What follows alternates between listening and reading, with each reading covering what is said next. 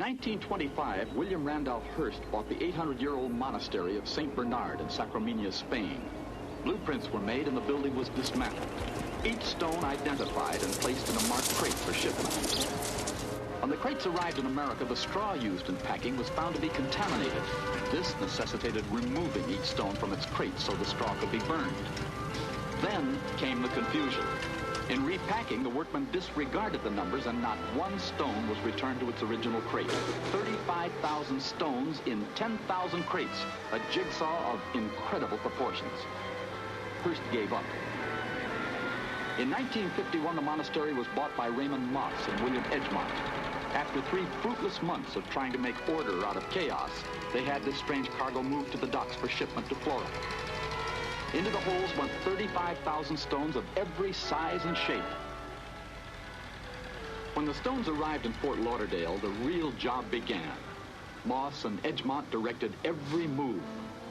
The old blueprints were found to be so complex that they were practically useless. Fortunately, 24 pictures that Hearst had taken of the original monastery were of great help. But where to start in this complete hodgepodge of crates and stones? Their plan was first to try and lay out the stones on the ground, just as you would a puzzle, by trial and error to find their proper place. But still, there was the problem of which stone to start with.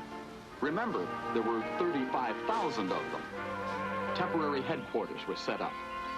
Even the statues and guardrails were broken and scattered.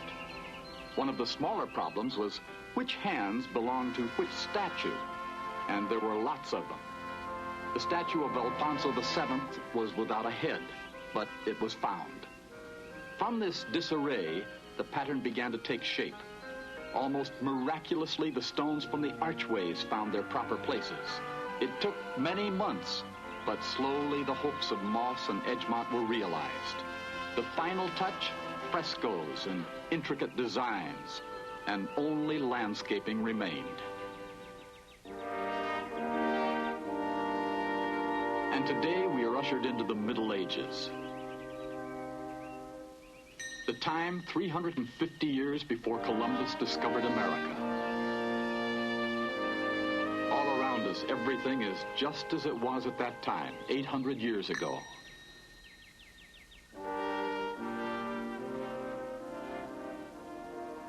Alfonso VII has now taken his proper place. The year 1141. The hilt of his crusader's sword still in his right hand. Each stone bears the mason's hand mark, the Star of David, this one of Moorish origin.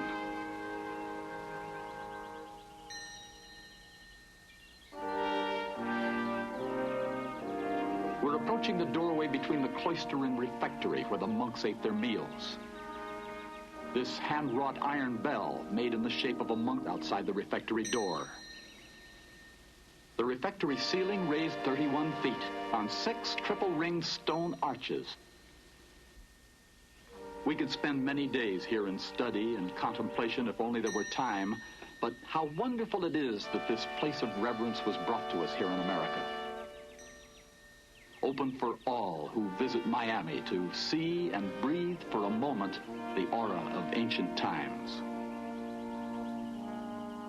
A fascinating story, and all because you asked for it.